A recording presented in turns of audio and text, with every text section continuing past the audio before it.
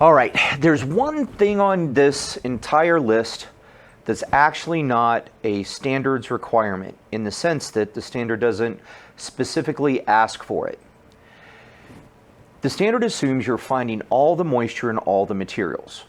But as we've kind of discussed before, the type of equipment that you use, for example, a non-penetrating meter versus a pair of 3-inch screws that go all the way through building material and find the wettest location anywhere among their penetrated depth, which is all the way through a 2x4, for example, determines whether or not a material is at dry standard or not. A non-penetrating meter will say something is dry long before the penetrating meter will reveal that all the water all the way through the materials has been removed, because the non-penetrating meter, remember, only goes about 1/4 to 1/2 of an inch into materials and assemblies that are frequently about 5.5 inches wide. So the penetrating meter is a much better recognition of whether or not the entire assembly is at a normal moisture content or dry standard. One of the things I'm going to highly suggest that you request your client or your contractor to do is to use deep assembly moisture profiling. Use those 3.5-inch screws and a penetrating meter, because his job is to make sure that the entire assembly is dry. And if you're not using probes into those materials, you're not going to know whether they're dry. So for wet materials, we want to use 3.5-inch stainless steel screws driven all the way in, and then a penetrating meter. That'll let you know whether or not the entire assembly is at dry standard. Now, we're not going to cover it here, but sometimes you need concrete that has to be, concrete to be a particular relative humidity, so you can put a new material back on top of it, like vinyl or laminate or wood floors, so that it doesn't rot off the wood floors, cause damage, or create microbial growth.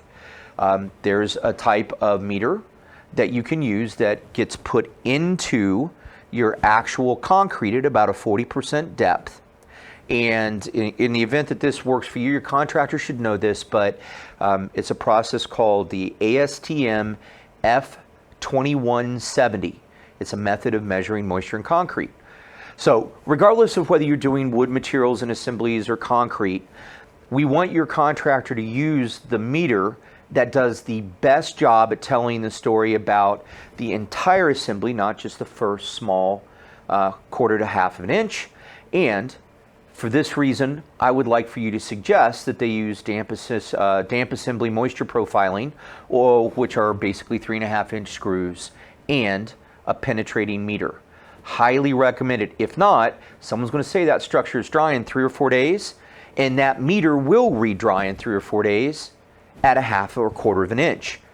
The whole remainder of your assembly, you don't know. Maybe wet, maybe dry. In my experience, generally wet. In fact, most of these projects take somewhere typically between, on the really, really low side, 8 days, more typically 11, 12, or 13 to get all these materials dry, and that doesn't include concrete.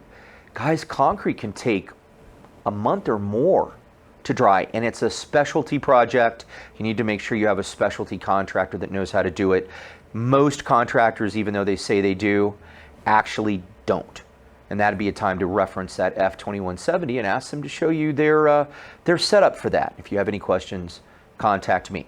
So, utilizing deep assembly moisture profiling on my project. All right, we'll see you in the next section.